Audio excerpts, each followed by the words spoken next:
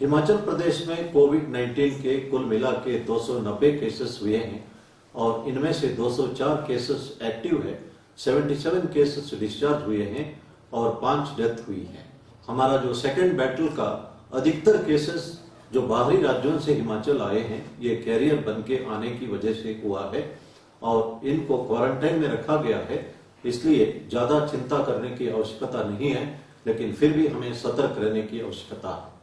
पूरे देश में 1,65,000 केसेस हुए हैं, 4,700 के आसपास डेथ हुए हैं और एक ही दिन में 7,500 के आसपास केसेस बढ़े हैं, लेकिन हमारा जो मॉर्टेलिटी रेट है वो 2.9% थोड़ा कम होते आ रहा है और डबलिंग रेट है, इसमें भी बढ़ोतरी हो रही है। ये स्थिति थोड़ा संतोषजनक है।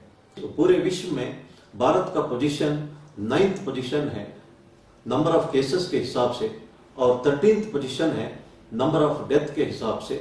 ये स्थिति थोड़ा सा संतोषजनक है, लेकिन हमें इस वक्त बहुत ही ज्यादा सतर्क रहने की आवश्यकता है। आज ही के दिन एडमंड हिलरी और तेंजिंग नॉर्गे माउंट एवरेस्ट चढ़े थे। इस एनिवर्सरी के अवसर पर उनकी एक बात हमें याद करने की आवश्यकता है। Mountain cannot grow but human beings can grow with discipline and dedication and confidence one can fight any kind of war. And Edmund Hillary इसी भावना के कारण से माउंट एवरेस्ट चढ़ने में कामयाबी हासिल की थी। कुछ एक घटना हमारे लिए बहुत अफसोस की बात है। बिलासपुर में एक कंडक्टर जो होम क्वारंटाइन में था, वो सरेआम बाजार में घूमते रहा और बाद में पॉजिटिव पाया गया। इस कारण से एंटायर एरिया को सील करना पड़ा। ये एक गैर जिम्मेदाराना हरकतें हैं, इसके लिए मुकदमा दर्ज करना पड़ा। इसी तरह ऊना में एक बीडीओ जब मौके पे किसी व्यक्ति को मास्क पहनने के लिए कहा तो उसके ऊपर बदतमीजी से पेश आए, जिस कारण मुकदमा दर्ज करना पड़ा। इसी तरह बद्दी में एक लेडी यूपी से आई थी और किसी को नहीं बताई थी, वो बाद में पॉजिटिव पाई गई थी। इस तरह का हरकतें हमारे लिए बहुत महंगा पड़ सकता है और खास तौर पर जो ट्रक ड्राइवर्स, कंडक्टर्स बाहरी राज्यों से एसेंशियल कमोडिटी सप्लाई के लिए हिमाचल आते हैं, उन्हें बहुत ही सतर्क रहने की आवश्यकता है। घर के अंदर भी सोशल डिस्टेंसिंग बनाए रखने की आवश्यकता है। मास्क पहनना, हैंड वॉश करना, सोशल डिस्टेंसिंग मेंटेन करना उनके लिए ज्यादा आवश्यक है। अगर हम सब मिलके एक दूसरे का मदद करें, इस लड़ाई का सामना कर सकते हैं। मैं चाहता हूं कि सभी लोग सही ढंग से मास्क पहने पब्लिक प्लेसेस में, ऑफिसेस में, और आरोग्य सेतु ऐप डाउनलोड करें और उसका सही ढंग से इस्तेमाल करें और सोशल डिस्टेंसिंग मेंटेन करें और लगातार हैंड वॉश करते रहे। और कोई भी क्वारंटाइन जंपिंग का सूचना अगर आपके पास है तो तुरंत एडमिनिस्ट्रेशन को दे। अगर ये सब काम हम करते रहे तो इस कोविड-19 को हम सामना कर सकते हैं। मैंने पहले भी कहा था कि आजकल साइबर क्राइम बढ़ रहा है। कुछ एक लिंक्स भेजा जाता है जिसमें लिखा जाता है कि कोविड-19 आपके एरिया के बारे में अगर आप जानना चाहते हैं, इस लिंक को क्लिक करें। और अगर आप लिंक को क्लिक करते हैं, आपका पर्सनल डाटा सारा चले जाता है। बहुत सारे तरीके हैं जिससे साइबर क्राइम बढ़ रहा है। हमें बहुत ही ज्यादा सतर्क रहने की आवश्यकता है। मैं एक बात स्पष्ट रूप से कहना चाहता हूं, जब हम चाहते हैं कि समाज सुरक्षित रहे तो हम व्यक्तिगत तौर पर भी सुरक्षित रह सकते हैं। हमेशा हमें समाज के बारे में सोचना चाहिए। सरकारी नौकरी हो या प्राइवेट नौकरी हो, हमें समाज के लिए कुछ ना कुछ योगदान करते रहना चाहिए। लेकिन अधिकतर लोग जो है अपना व्यक्तिगत समस्या में उलझे रहे हैं और वो सोचते हैं कि हमारा व्यक्तिगत समस्या खत्म होते ही समाज के लिए कुछ करेंगे। ये इस तरह की बात है जो समुद्र में नहाना चाहता है only when the waves stop, वो दिन वो संभव नहीं है। इसलिए हम कभी अपना अपॉर्चुनिटी और समय को वेस्ट नहीं करना चाहिए। अगर हम जब रिटायर होते हैं तो हमें एक तसल्ली मिलना चाहिए कि लोग हमारे लिए किस बात का याद करते हैं, इसके बारे में हमें सोचना चाहिए। अल्फ्रेड नोबेल, जिन्होंने नोबेल प्राइज का स्थापना की थी, उन्होंने अर्ली मॉर्निंग एक स्वप्न देखते हैं और उसमें उनकी मृत्यु होती है। एक दो अखबार में लिखा होता है Alfred Nobel is no more, inventor of dynamite dies, और थोड़ी देर में आंख खुल जाती है, वे खुश हो जाते हैं कि वे जिंदा है। फिर वो सोचने लगते हैं कि एक दिन मैंने मरना ही है, मेरे पास इतना धन दौलत है, मैं कुछ ऐसा काम करूं और लोग सदियों तक मुझे याद करें। उन्होंने इसी से प्रेरणा पाके अपना दौलत को इंस्टीट्यूशन ऑफ नोबेल प्राइज में लगाते हैं और आज भी हम अल्फ्रेड नोबेल को याद करते हैं। लेकिन एक सेंस ऑफ कमिटमेंट हमें आजकल बहुत कम देखने को मिल रहा है। जब मैं विजिलेंस और एंटी करप्शन ब्यूरो में काम करता था, उस वक्त हमने कुछ टीचरों को अरेस्ट किया था जिन्होंने पढ़ाने के लिए बदलू टीचर्स रखे हुए थे। उसका मतलब लेट अस से एक टीचर को अगर 50,000 रुपया तनख्वाह मिलता है, उन्होंने 6,000 रुपए के लिए दूसरा टीचर रखा पढ़ाने के लिए, और ये टीचर ठेकेदारी या कोई और काम करते रहे। ये बहुत अफसोस की बात थी और बदलू टीचर के बारे में मेरा ज्ञानोदय उसी वक्त हुआ था। मैं तमाम टीचरों को, चाहे प्राइमरी स्कूल हो, हाई स्कूल हो, कॉलेज हो, यूनिवर्सिटी के प्रोफेसर्स हो, इनके लिए एक एग्जाम्पल दोहराना चाहता हूं। डॉक्टर अब्दुल कलाम जी जब भारत के राष्ट्रपति थे, उन्होंने शिमला का विजिट किया था।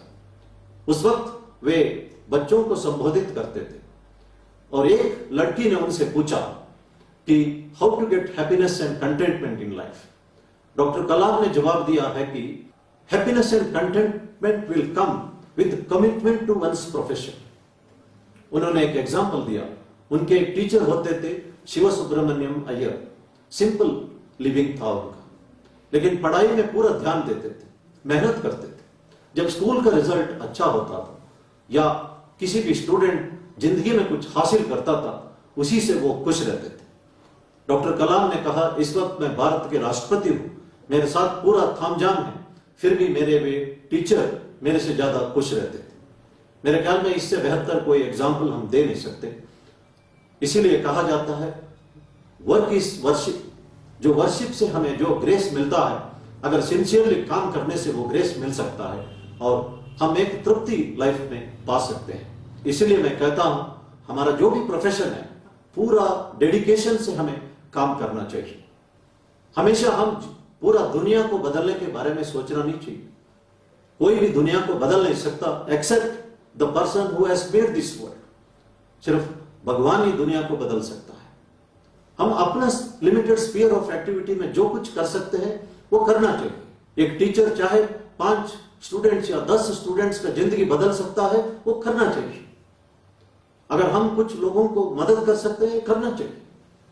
दुनिया के बारे में सोचने की आवश्यकता नहीं है। समुद्र के किनारे पे स्टार फिशेस आते थे। एक व्यक्ति उन स्टार फिशेस को उठा के वापस समुद्र फेंकता था। दूसरे ने पूछा, यहां हजारों हैं, माइल्स टुगेदर है, आप कितना फेंकोगे? उसने ये जवाब दिया कि अभी समुद्र का जो टाइड है रिसीड हो रहा है। एक स्टारफिश को उसने उठाया, अगर मैं इसको फेंकता नहीं हूं तो ये पानी के लिए तड़पेगा और मरेगा, और वो फेंकता है और कहता है कि it will make difference to this particular starfish. ये हमारी एटीट्यूड होना चाहिए। Let it be one individual, few individuals, हमारा योगदान होना चाहिए। और मैं कहता हूं कि चाहे स्वीपर्स हो, आशा वर्कर्स हो, हेल्थ वर्कर्स हो, डॉक्टर्स हो, नर्सेस हो, पुलिसमैन हो, होमगार्ड हो, हर एक का योगदान श्रेष्ठ होता है, उसको हमें सम्मान करना चाहिए। दिल्ली में एक कांस्टेबल अपना नाइट पेट्रोलिंग ड्यूटी सिंसियरली कर रहा था। उस वक्त तंदूर के बाहर थोड़ा सा बाल देखा उसने। he climbed up and pulled the hair and a small piece of skull came, and that's how entire tandoor murder case was worked out. ये उसका योगदान है, अप्रिशिएबल है। इसलिए किसी का भी योगदान कभी छोटा नहीं होता या बड़ा नहीं होता। हमें किसी भी नौकरी हो डेडिकेटेड होके काम करना चाहिए। भारतीय पुलिस का इमेज बहुत सुधारा है।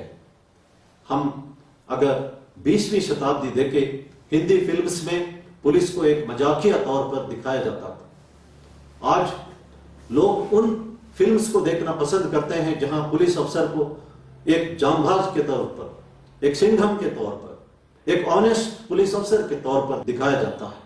इसीलिए फिल्म प्रोड्यूसर्स भी आजकल ऐसे फिल्म बनाने लगे हैं जहां पे जांबाज ऑफिसर्स को दिखाते हैं। उन्होंने समझ लिया है कि लोग इसको देखने पसंद करते हैं और पुलिस कभी क्रिटिसिज्म से घबराता नहीं है। क्रिटिसिज्म से हम अपने आप को इंप्रूव कर सकते हैं। Otherwise we will be like a rusted iron. Gold shines more when it is hammered, the sandalwood gives more fragrance when it is rubbed. The Indian police has shined today. जब भारत के प्रधानमंत्री जी ने स्वयं कहा है कि भारतीय पुलिस का इमेज इस वक्त बदला हुआ है, यह बहुत संतोषजनक स्थिति है। मैं इस वक्त कंक्लूड करते वक्त 4 बातें कहना चाहता हूं। पहला, वर्क इज वर्शिप। अगर हम अपना ड्यूटी सिंसियरली करें, डेडिकेटेड तौर पर करें, हमारी तरफ से समाज को योगदान देते रहे, हमें किसी भी मंदिर जाने की आवश्यकता नहीं है। दूसरा, जो समाज को सुरक्षित रखना अगर हम चाहे, हम व्यक्तिगत तौर पर सुरक्षित रहेंगे।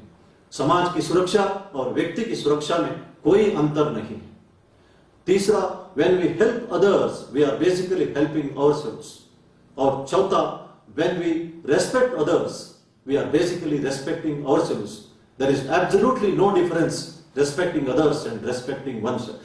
मैं इन बातों के साथ अपना ब्रीफिंग खत्म करना चाहता हूं और अगला डीजीपी आगे का प्रेस ब्रीफिंग करेंगे। धन्यवाद। जय हिंद।